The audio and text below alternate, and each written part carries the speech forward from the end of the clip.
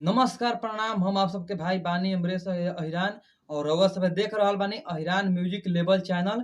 आज बतावे वाला बानी एगो नया अपडेट आइल बाटे। वर्ल्ड टेलीविजन प्रीमियम 23 सितंबर संझिया 6 बजे फिल्मची भोजपुरी टीवी चैनल पे और आ रहल बाटे फरिश्ता। फरिश्ता मूवी जो कि बहुत ही ब्लॉकबस्टर मूवी बाटे, जो कि संघर्ष 2 के 2 कॉपी बाटे, लेकिन बहुत ही में खेसारी लाल यादव पागल के रोल ले बड़ा और सब के ट्रेलर देखे विश्वास हो जाके ट्रेलर देख सकतन जा। वेब म्यूजिक चैनल पे रिलीज हो गइल बाटे ट्रेलर, बहुत पहले रिलीज हो बाटे। सब देख ले लोग हम जा। पागल के रोल ले बड़न और माई बाबू के अपन सेवा में लागल बड़न। ये लेके फिल्म बनल बाटे। बहुत फिल्म के माने कहानी बहुत अच्छा बा, बहुत जबरदस्त फिल्म बा, धांसू फिल्म बाटे एकदम। संघर्ष 2 लेखा बाटे और ओकरो से हमरा लागता खतरनाक ही फिल्म बा, जे कि बहुत जबरदस्त फिल्म बा। काल काल शाम के 23 तारीख के 23 सितंबर संझिया 6 बजे से फिल्मची भोजपुरी पे टीवी चैनल पे दिही। ज़रूर से बजा के सुनम जा और देखम जा।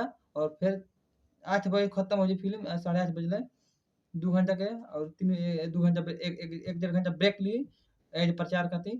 रोज सब जाके मैंने 9 बजे तक फिल्म खत्म हो जाई। रोज सब जाके देखी जाए टीवी चैनल पे फिल्मची भोजपुरी नया चैनल बटे। और भाई के प्यार आशीर्वाद दीजा और वो म्यूजिक पर ट्रेलर जाके देख सकतनी जा। ट्रेलर देखे के बाद तो वो म्यूजिक पर जाके देख सकतनी जा। तो चलिए फिर मिले तनी अगले वीडियो में, फिर बताई कब कौन अपडेट बा। चलो जल्दी चैनल के सब्सक्राइब हो गइल, हमारे चैनल के सब्सक्राइब कर ली और बेल आइकन दबा के ऑल कर ली कि जब भी हम वीडियो डालम तो आप लोग के पास नोटिफिकेशन पहुंच जाए। जय हो भोजपुरी समाज। फिर मिलते हैं नेक्स्ट वीडियो में। जय हो।